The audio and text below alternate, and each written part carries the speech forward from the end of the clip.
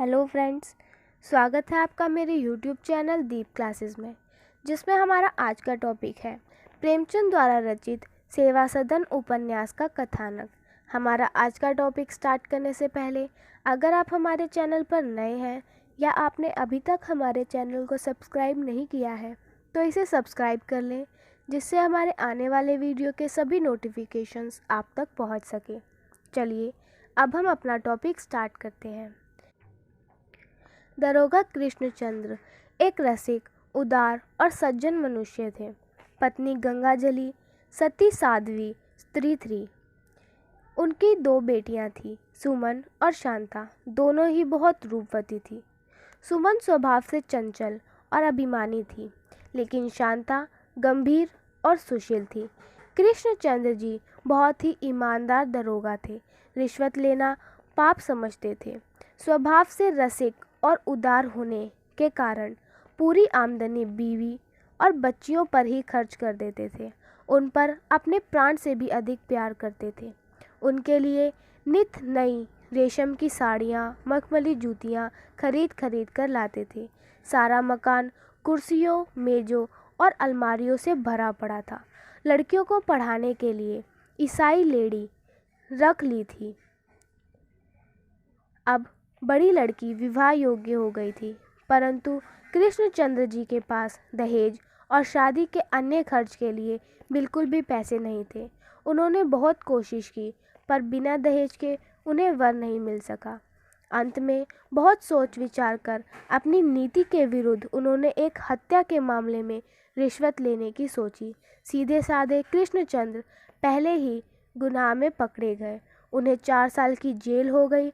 साथ ही पत्नी गंगाजली और दोनों बेटियों पर जैसे पहाड़ टूट पड़ा। सुमन का जहाँ रिश्ता तय हुआ था वह तो टूट ही गया। साथ ही जो पैसा पास था वह कृष्णचंद्र के केस में लग गया। गंगाजली दोनों बेटियों को लेकर अपने भाई के पास अपने मायके चली गई। बहुत यत्न करने पर भी उमानाथ, सुमन के मामा, सुमन के लिए अच्छा रिश्ता नहीं ढूंढ सके। अंत में 30 साल के एक दुहाजू गरीब आदमी से सुमन का विवाह हो गया। शादी के दिन जब गंगाजली ने अपने दामाद को देखा तो वह बहुत रोई। सुमन का पति गजाधर महीना 15 रुपये कमाता है और एक छोटी कोठरी में रहता है। सुमन, जो आज तक बड़े ऐशो आराम में पली, उसे अब घर में निभा करना कठिन होता है। सुमन को अच्छी चीज़ें खाने और अच्छा पहनने का शौक़ है, किंतु पति की कम आमदनी में उसके शौक़ पूरे ही नहीं हो पाते। अतः वह अपने पति से नाराज़ रहती है। पति भी शुरू में उसके लिए मिठाइयाँ लाया करता था, पर उसके कृपण स्वभाव के कारण उसे अच्छा नहीं लगता था। सुमन के घर के सामने भोलीबाई नाम की वेश्या रहती थी। उसके ठाट बाट के रहन सहन से, ऐश्वर्य से सुमन मन ही मन आकर्षित होती है। भोली जाते जाते सुमन से परिचय करा लेती है और मेल जोल बढ़ाना चाहती है।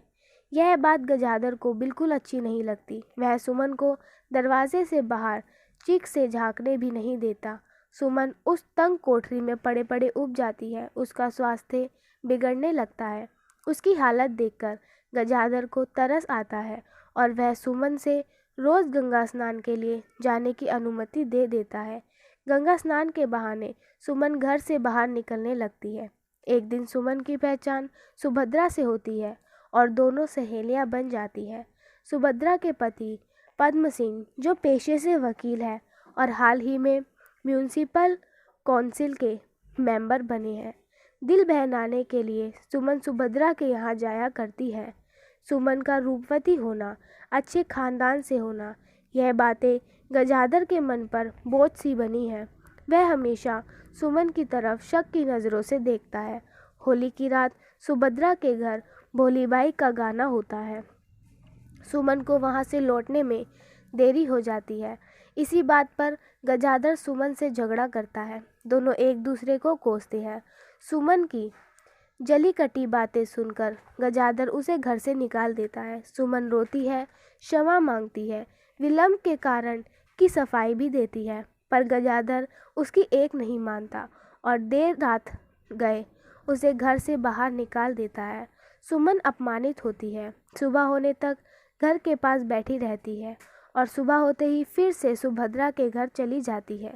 सुभद्रा और उसका पति सोचते हैं कि गजाधर का क्रोध ठंडा होने तक सुमन को आश्रय देंगे, बाद में दोनों में सुलह हो जाएगी।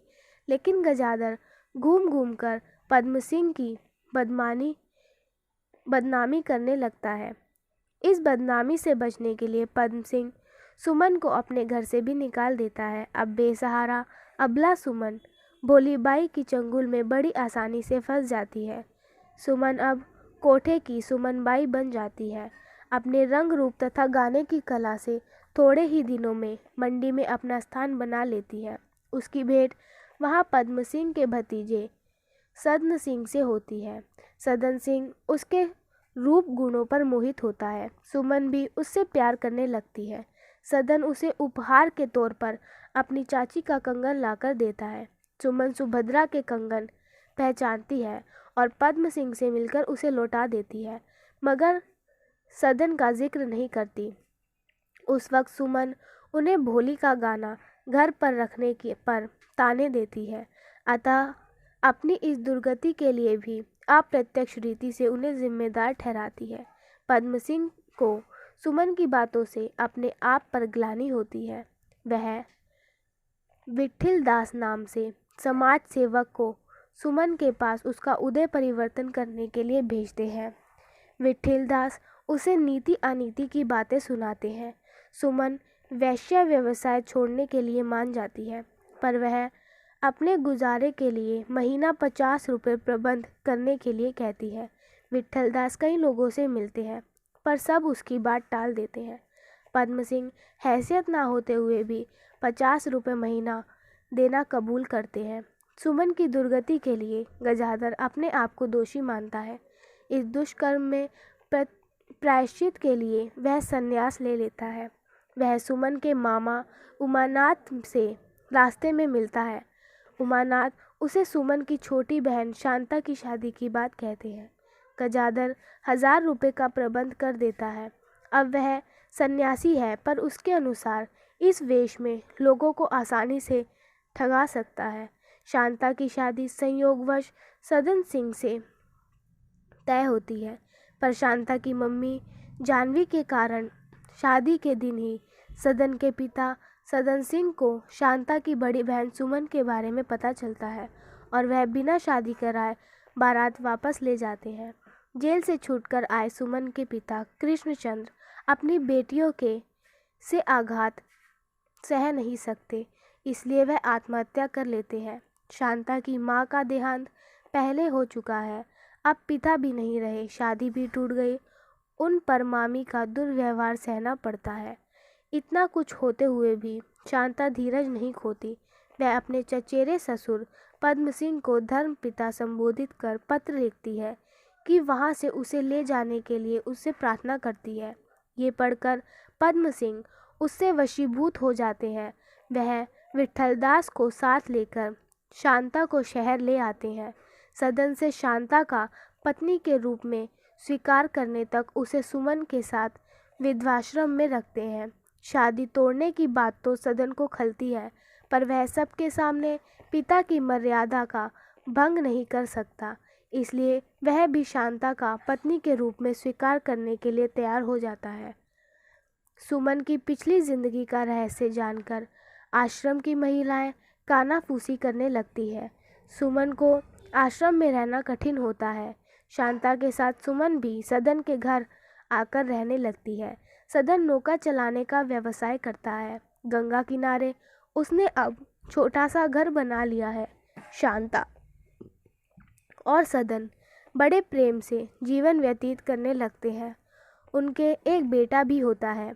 उस वक्त सुमन अपनी छोटी बहन की मन से सेवा करती है, लेकिन आसपास के लोग सुमन के भूतकाल के बारे में जान जाते हैं। तब बदनामी के डर से सदन और शांता को सुमन का उनके साथ रहना उखड़ने लगता है। सुमन भी यह बात जानती है, पर अपनी बहन का घर छोड़कर अन्य कहीं ठहर भी नहीं होता। बच्चे को देखने के लिए एक दिन सदन के माता पिता गांव से आते हैं। उस वक्त सुमन अपनी उपेक्षा सहन नहीं कर पाती और घर छोड़कर गंगा किनारे चली जाती है। संयोगवश उसे अपने पति गजाधर मिलते हैं।